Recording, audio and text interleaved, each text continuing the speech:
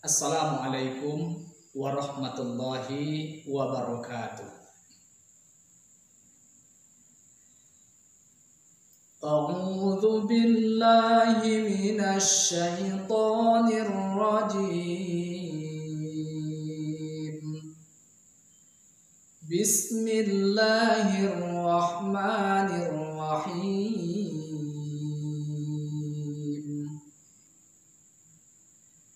Wa idh qala Luqmanu libnihi wa huwa ya'idhuhu ya bunayya la tusyrik billah inna syirka la dhulmun adzim.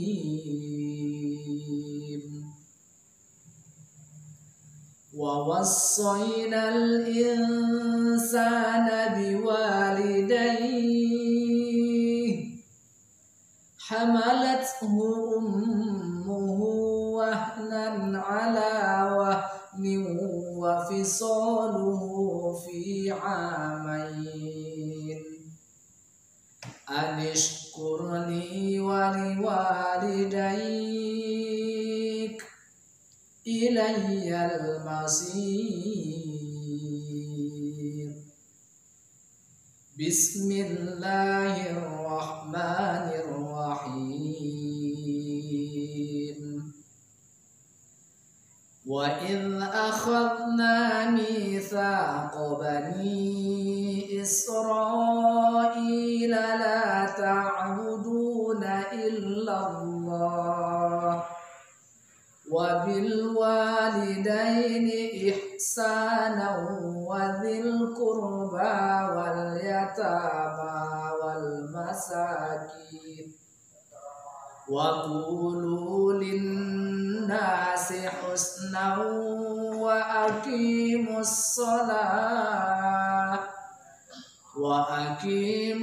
salata wa atuz zakah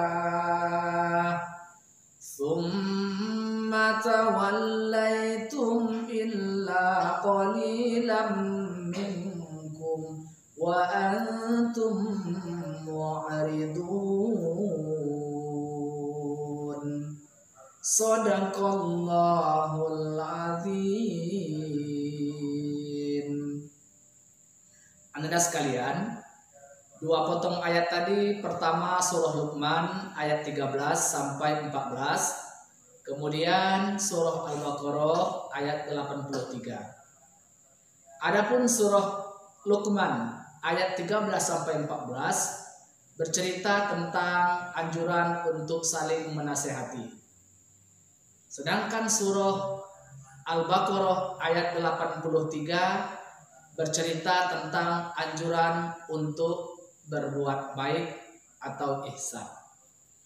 Ini adalah materi pendidikan agama Islam dan budi pekerti kelas 12 semester genap dengan aspek Al-Quran, yaitu menganalisis surah Luqman ayat 13 sampai 14 dan surah Al-Baqarah ayat 83. Mari kita lihat kandungan ayat ini. Yang pertama kita lihat dulu surah Luqman ayat 13 sampai 14. Kita akan lihat dulu tentang sosok Luqman. Siapa Luqman ini? Ternyata kalau kita rujuk kepada kitab tafsir, banyak pendapat yang bercerita tentang sosok Luqman. Ada yang menyebut Luqman ini adalah seorang nabi tapi bukan rasul. Ada yang menyebut Luqman ini bukan nabi, bukan rasul, hanyalah manusia biasa. Terlepas dari perbedaan pendapat ini, setidaknya kita bisa melihat bahwa Luqman adalah sosok yang luar biasa, yang patut diperhitungkan karena termasuk salah satu tokoh yang diabadikan namanya dalam Al-Quranul Karim oleh Allah, bahkan tak tanggung-tanggung menjadi nama salah satu surat dalam Al-Quran, yaitu surah Luqman. Jadi kalau seperti itu berarti sosok Luqman ini adalah sosok yang luar biasa. Salah satu dari keluar biasaan Luqman ini adalah begitu bijaknya beliau memberikan nasihat kepada anaknya.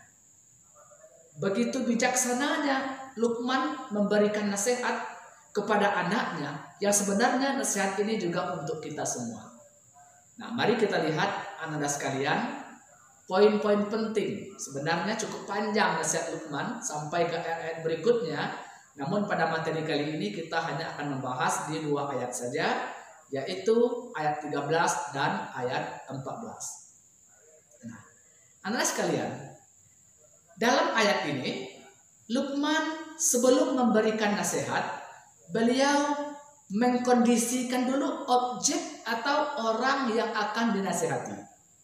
Sehingga Luqman memanggil anaknya ini dengan panggilan yang penuh dengan kasih dan sayang, sehingga anaknya ini tersentuh, objek dakwah ini merasa dirangkul. Kemudian setelah ini dikondisikan, barulah Luqman memberikan nasihat. Bagaimana cara Luqman merangkul, menyentuh hati anaknya atau objek dari dakwahnya ini? Dengan penggunaan diksi yang luar biasa. Ya bunayya. Ya bunayya artinya hampir sama dengan ya bani, wahai anakku. Tetapi ternyata dalam bahasa Arab ada perbedaan penggunaan 2 kata ini. Kalau ya bani, wahai anakku, itu biasa saja. Tetapi kalau menggunakan ya bunayya, itu artinya panggilan kesayangan. Wahai anakku sayang. Jadi kalau sudah dipanggil dengan panggilan-panggilan baik seperti itu, maka sang anak tentunya memperhatikan ada apa, ya. Kenapa sang ayah memanggil saya dengan panggilan seperti ini? Nah, ini pelajaran yang bisa kita petik, bahwa sebelum kita memberikan nasihat kepada seseorang, mari kita sentuh dulu hatinya. Mari kita rangkul dulu. Mari kita dekati dulu. Sebagaimana Luqman mencontohkan di ayat ini. Ya bunayya, wahai anakku sayang. Ini dari metode Luqman memberikan nasihat. Kemudian konten nasihat. Luqman memberikan nasihat kepada anaknya ini luar biasa, Anda sekalian. Beliau memberikan nasihat ini secara runut dan dimulai dengan skala prioritas. Yang pertama itu nasihatnya adalah tentang akidah, tentang tauhid, tentang hubungan sang hamba dengan Khaliknya. Apa nasihat Luqman di situ? La tusyrik billah. Jangan sekutukan Allah. Jangan berlaku syirik. Inna syirka la dzulmun adzim. Sesungguhnya syirik itu, perilaku menyekutukan Allah itu adalah kezaliman yang besar. Ini juga pelajaran yang bisa kita petik di sini, Ananda, bahwa nasihat yang paling utama dari seorang ayah kepada anaknya mestinya adalah masalah akidah, masalah keyakinan, masalah tauhid. Di ayat lain juga kita temukan ketika Yakub akan meninggal, apa katanya? Apa nasihatnya kepada anaknya? Wahai anak-anakku, apa nanti yang kamu sembah sepeninggalku? Ini kan juga kerisauan dari seorang Rasul, bahwa ketika dia telah meninggal nanti anaknya akan menyembah apa. Ini penting, penanaman nilai-nilai akidah. Ini konten pertama, tentang hubungan kita dengan Allah. Kemudian yang kedua, barulah hubungan kita dengan sesama manusia. Dalam hal ini, manusia yang dekat dengan kita itu adalah orang tua kita. Mari kita lihat ayat 14-nya. Wa wassaynal insan biwalidayhi. Kami perintahkan manusia untuk berbakti kepada kedua orang tuanya. Anda sekalian, kita barangkali telah mafhum bahwa kedua orang tua kita ini luar biasa dasarnya kepada kita. Ayah kita, ibu kita, dengan berkat perjuangan mereka lah hari ini kita bisa seperti ini.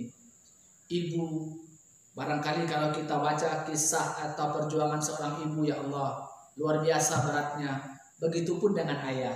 Jadi pada intinya kedua ini adalah sosok mulia yang sangat patut kita untuk berbakti kepada keduanya.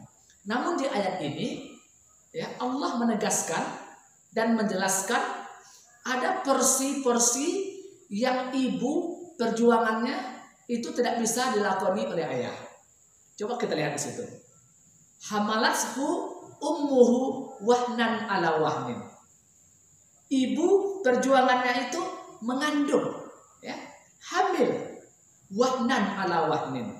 Berat semakin berat, payah semakin payah, lemah semakin lemah. Ini yang dirasakan oleh ibu ketika mengandung kita. Maka sangat pantas kita ini berbakti kepada kedua orang tua. Dalam hal ini ibu itu lebih ditekankan dalam ayat ini. Karena dia mengandung kita selama 9 bulan.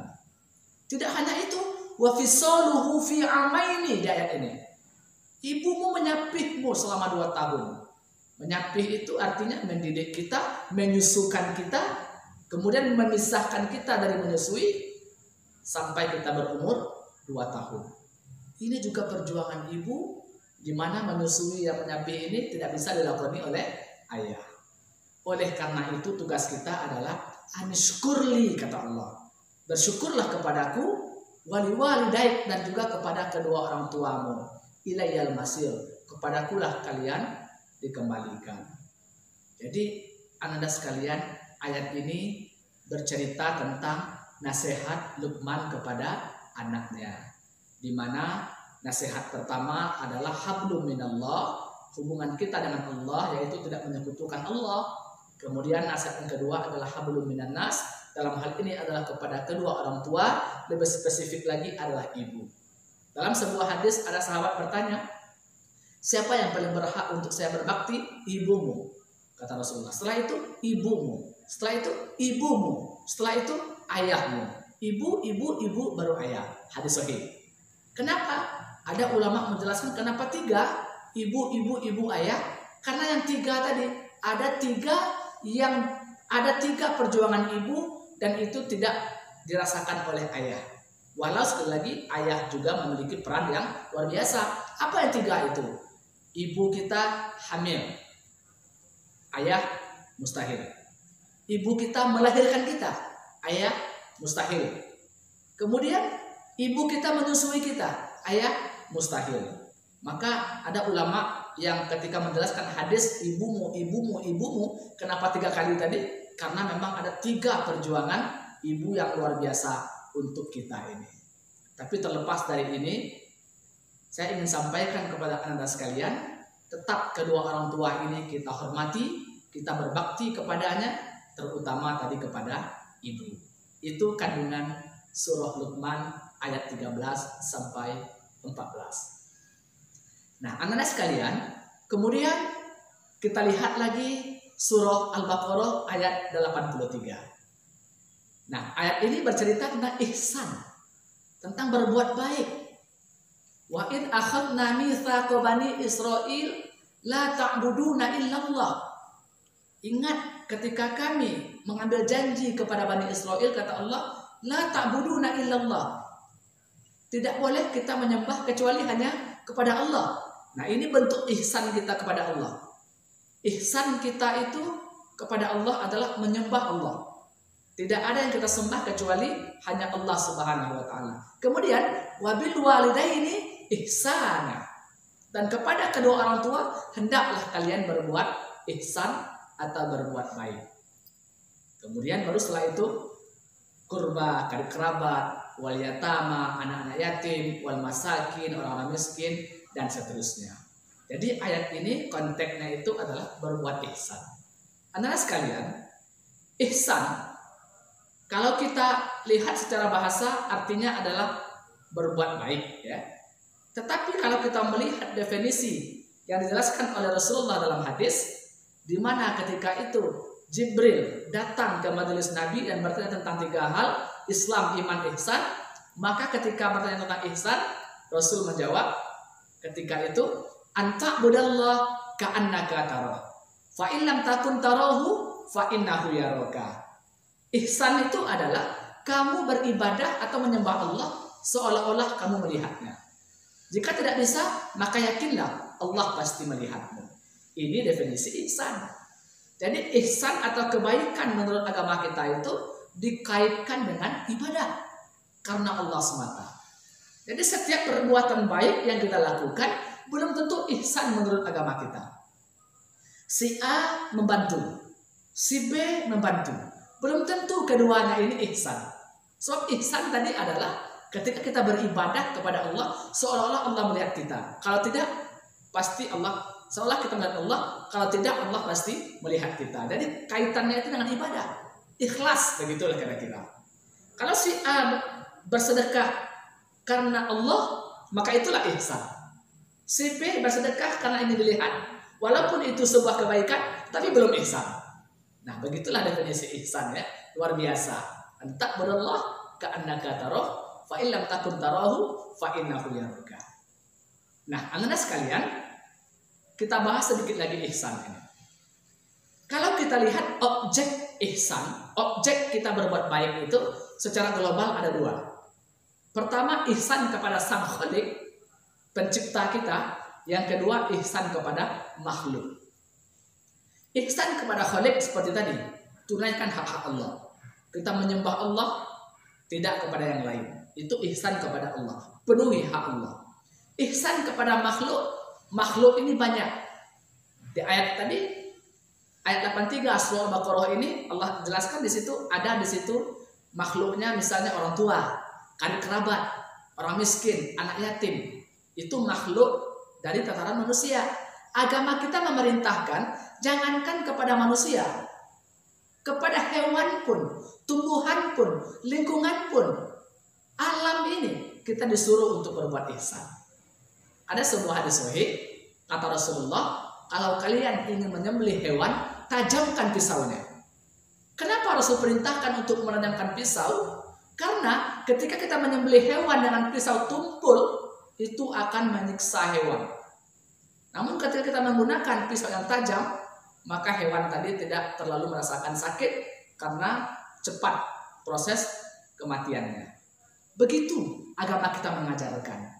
Kalaulah kepada hewan saja kita disuruh berbuat ihsan, berbuat baik, tentu kepada kedua orang tua kita, karib kerabat kita, kakak, adik, tetangga, orang-orang miskin, anak-anak yatim, tentu lebih layak lagi kita untuk berbuat ihsan atau berbuat baik. Nah, itu secara umum, kalau kita lihat objek ihsan itu, berbuat baik itu ada dua, khalik dan makhluk. Makhluk dengan keumumannya, begitu. Anak sekalian, terakhir, kalau kita lihat cara ihsan, maka ihsan ini terbagi dua secara umum. Pertama, ihsan dengan perbuatan. Kemudian yang kedua, ihsan dengan perkataan. Jadi berbuat baik itu bisa dengan perbuatan, ya, membantu seseorang, kemudian berbuat sesuatu yang katakanlah itu adalah sebuah kebaikan, beribadah. Tapi juga ada ihsan itu dengan lisan. Misalnya memberikan nasihat, memberikan kata-kata yang baik yang menyejukkan orang lain. Itu juga berbuat ihsan. Dan di ayat ini, di surah Al-Baqarah 83 ini Allah jelaskan di situ, di samping tadi wabil walidaini ihsana, berbuat baik kepada orang tua, karib kerabat, kemudian tadi juga kepada orang miskin, anak yatim, juga Allah katakan wa qulu linnasi husna. Ucapkanlah kepada seluruh manusia husna, ucapan yang baik-baik. Jadi ihsan itu juga tidak hanya tentang perbuatan, tapi juga tentang perkataan. Nah, inilah Anda sekalian secara umum kandungan dari dua potong ayat ini. Detailnya Ustadz atau saya menyarankan kepada anak-anak Ustadz untuk melihat tafsir, ya, tafsir Al-Quran tentang penjelasan dua potong ayat ini agar lebih dalam lagi pemahaman kita tentang ini. Tapi pada pokoknya dan intinya materi kita ini arahnya adalah setelah kita belajar ini, bagaimana kita dalam hidup ini suka untuk saling menasehati, mengingatkan kawan-kawan kita, keluarga kita, kemudian juga bagaimana kita dalam hidup ini berupaya semaksimal mungkin untuk berbuat ihsan. Demikian anak-anak sekalian, semoga bermanfaat. Banyak maaf. Assalamualaikum warahmatullahi wabarakatuh.